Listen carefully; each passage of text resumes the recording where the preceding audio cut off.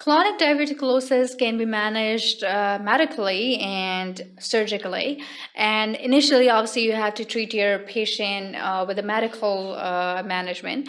And if you have to see if your patient is symptomatic or if the patient is asymptomatic. So if there is a presence of diverticulosis and the patient is asymptomatic, so you just have to encourage high fluid intake that is greater than 2 liters, and you have to combine with the fibrous diet. Then you have the if there's a diverticular disease and that's symptomatic, there's abdominal pain with or without the changes in the bowel habits, but there's no inflammation, then again you have to restrict the high fluid intake that's greater than 2 liters per day, low residual fiber diet, and you have to add some mesalazines in their treatment. If diverticulitis is present and patient is complaining about abdominal pain, fever, leukocytosis, and he's unable to tolerate oral fluids, then you have to give the antibiotics and put your patient on a clear liquid diet and try avoiding opioid analgesics like morphine. If there's abdominal pain, fever, leukocytosis, and patient is unable to tolerate oral fluids, then you have to go for IV antibiotics, IV fluids, you give the bowel rest, and nil by mouth.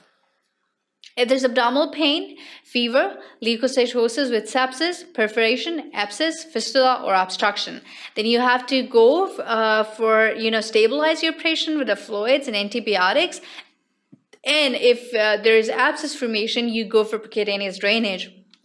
And if that abscess is very large enough and it's, on a CT scan, there's a pericolic or there's extending into the pelvis, and like we talk about the Hinchey classification and Hansen-Stock classification, if it's in stage 3 or stage 4, then you have to go for the expiratory laparotomy, and then you have to open up your patient and do the open drainage.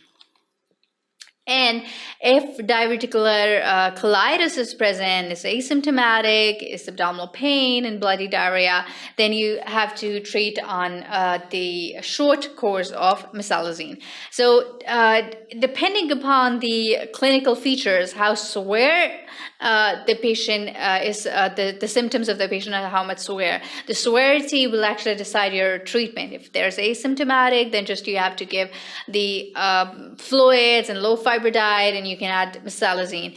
If diverticular disease is present, is symptomatic, and the patient is abdominal pain, or the findings or signs and symptoms of acute diverticulitis are not present, just go for high fluid intake, and that is greater than 2 liters per day, low residue fiber diet, and you combine it with the mesalazine.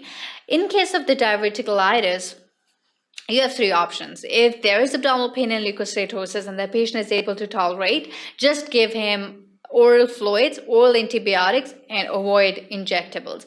If the patient is unable to tolerate, go for IV antibiotics, IV fluid, and bowel rest and nil per mouth. And if there's a perforation, abscess, or fistula formation, then you have to go manage conservatively with antibiotics and plan surgery accordingly. Go for percutaneous drainage or go for open drainage. Or if there's a diverticular colitis and asymptomatic, or the patient has abdominal pain or bloody diarrhea, then that can be settled with the short course of mesalazine.